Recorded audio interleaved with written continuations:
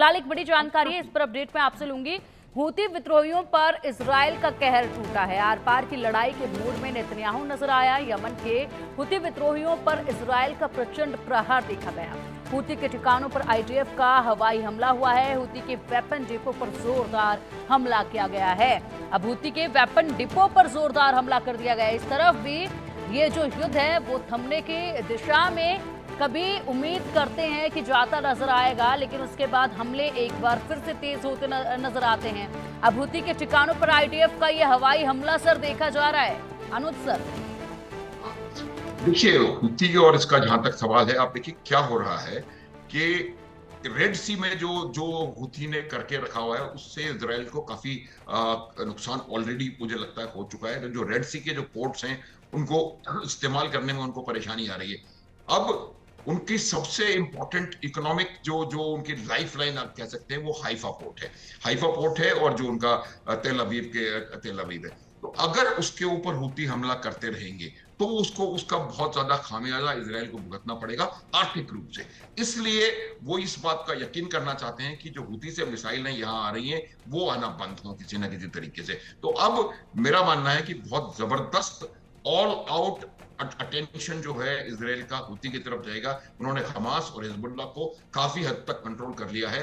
अब वो हूती के ऊपर हमला करेंगे, इसीलिए उन्होंने हूती के एमिनेशन डिपोज पे हमला किया है। उनके जो जो उनका जो स्टॉक पाइल है मिसाइल्स का, उन पे अभी आप देखेंगे हमला होगा। क्या हो रहा है कि ईरान से लगातार मिसाइल्स और रॉकेट्स की जो खेप है वो हूती के पास यमन में पहुंच रही है। एक उसकी सबसे बड़ी वजह है कि उनको हाँ बोलिए पिंकी। बिल्कुल सर, ये सुनूंगी मैं आपकी पूरी बात, लेकिन फिलहाल नेतन्याहू के ट्रिपल अटैक को लेकर महत्वपूर्ण जानकारी है, उसका रुख कर लेते हैं। लेबनान, जिस तरीके से यहाँ पर लेबनान पर काफी दिनों बाद ये बड़ा अटैक हुआ, हिजबुल्लाह के खात्मे के लिए जोरदार हमला किया गया। हिजबुल्लाह के टॉप कमांडर के छुपे होने की खबर थी। हिजबुल्लाह को जड़ से खत्म करना एक मकसद था और उसी के तहत ये जोरदार हमला यहाँ हुआ है। गाजा पर आईडीएफ के हमले लगातार जारी हैं। गाजा पर संपूर्ण कब्जा चाहता है नेतन्याहू। पूरी आबादी को राफा शिफ्ट करने का प्लान बनाया गया है। अब देखिए हूती के ठिकानों पर ताबड़तोड़ हमला। हूती का ईरान गाजा से कनेक्शन जो काटने का मकसद है, उसी तरफ उसी दिशा में अब ये हमले तेजी के साथ होते नजर आ रहे हैं। विस्तार से पूरी जानकारी अनुसार यही है। जिस तरीके से अटैकों में तेजी देखी जा रही है, ऐसे में हूती का ईरान गाजा से पूरी तरीके से कनेक्शन काटना ही मकसद है। इसके अलावा यहाँ पर जो पूरी मंशा के साथ अटैक पड़ रहे हैं, कितना आपको आगे की तस्वीर समझ में आ रही है कि किस दिशा में जा सकते हैं ये अटैक? पिंकी, मेरा इसको थोड़ा सा कैनवस हमको बड़ा करना पड़ेगा। इजराइल और ईरान में जो बैलेंस है वो, और इजराइल और मिडिल ईस्ट में जो पूरा बैलेंस है वो सिर्फ इस वजह से बैलेंस एग्जिस्ट करता है कि इजराइल एक एटॉमिक पावर है। अब ईरान जो है वो बहुत करीब एटॉमिक पावर बनने के पहुंच गया है। और अगर ईरान के पास एटॉमिक बॉम्ब्स आ गए, न्यूक्लियर बॉम्ब्स आ गए, तो इजराइल के लिए एग्जिस्टेंशियल थ्रेट है।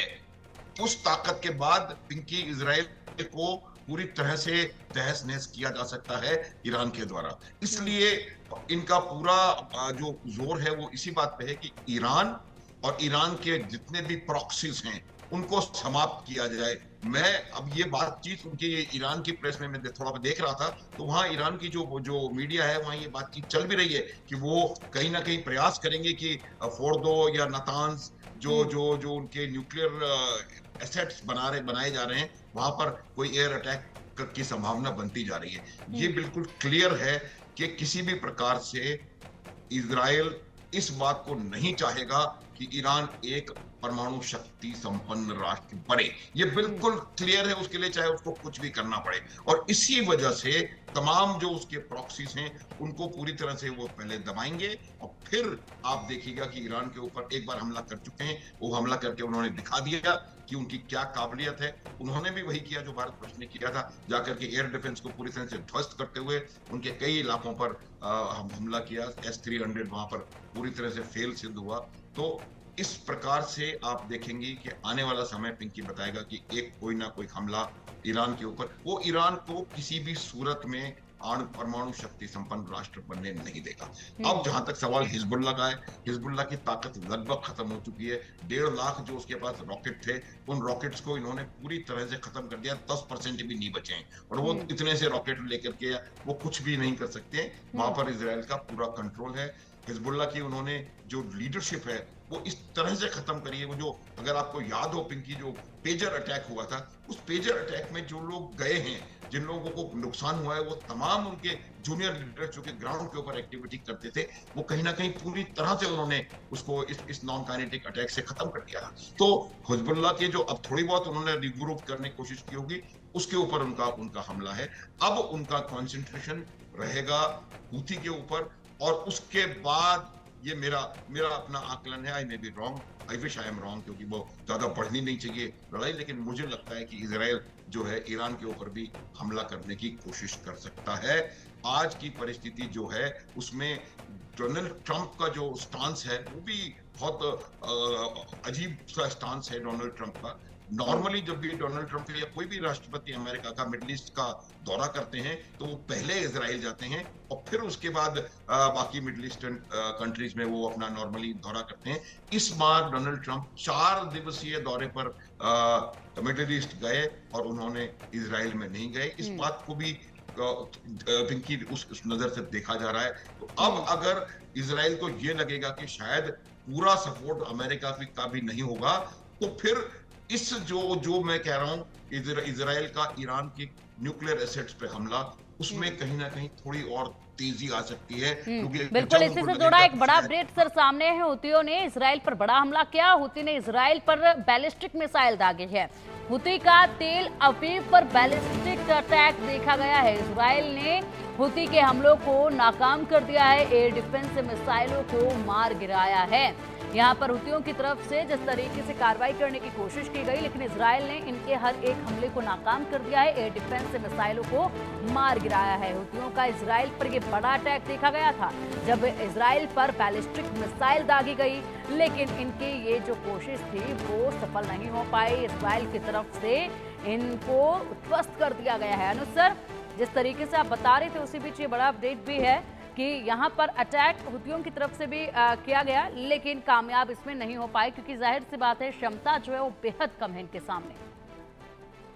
बिल्कुल, क्योंकि मैं आपको यही बता रहा था थोड़ी देर पहले कि उनका अब हुती का या जो ईरान का जो डायरेक्शन है हुती को, वो यही है कि जो इजराइल के आर्थिक रूप से इंपॉर्टेंट सेंटर्स हैं, हाइफा का जो पोर्ट है, तेल अवीव जो है, ये अभी जो तमाम आर्थिक गतिविधि मेडिटेरेनियन सी के थ्रू इन्हीं दोनों जगह से हो रही है, और वो इसी बात पे इन जगहों पर हमला कर रहे हैं लगातार, एयर बेसिस पे और इनकी पोर्ट फैसिलिटीज पे। लेकिन उनकी एयर डिफेंस बहुत ज्यादा कामयाब है, चाहे वो आयरन डोम हो या और कोई किसी प्रकार की एयर डिफेंस हो, और वो सब इसको कर पा रहे हैं। लेकिन मैं अब बता रहा हूं आपको कि अब इन हमलों में तेजी आएगी, क्योंकि अगर ये किसी प्रकार से ईरान और उनके प्रॉक्सीज मिलके इन 2-3 जो उनके इकोनॉमिक सेंटर्स हैं उनको कहीं ना कहीं नुकसान पहुंचा पाएंगे, तो ये इजराइल के लिए बहुत बड़ा सेटबैक साबित हो सकता है।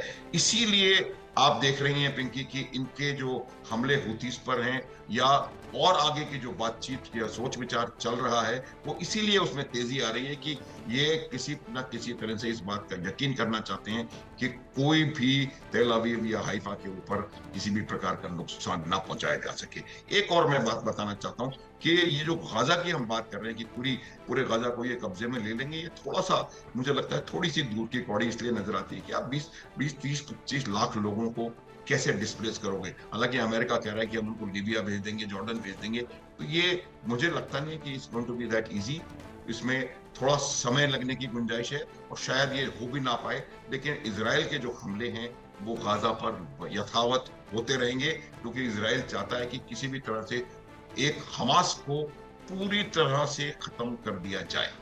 ये मेरा मानना है, पूरी तरीके से खत्म कर दिया जाए। और इसी के साथ यहाँ पर कब्जे को लेकर भी रणनीति इनकी बनी है। लगातार ये जो घटनाएं हैं वो अब बढ़ती जा रही हैं, और ऐसे में बेहद ज़्यादा आगे आने वाले वक्त में तस्वीर जो है वो बदलेगी, जो पूरी तरीके से आसपास के जो जितने भी तमाम इलाके हैं उन सब पर गहरा प्रभाव भविष्य के लिए नजर आएगा। फिलहाल बहुत शुक्रिया अनुज सर आपका इंडिया न्यूज़ के साथ जुड़ने के लिए, महत्वपूर्ण जानकारी हमारे दर्शकों तक पहुंचाने के लिए बहुत शुक्रिया। रूस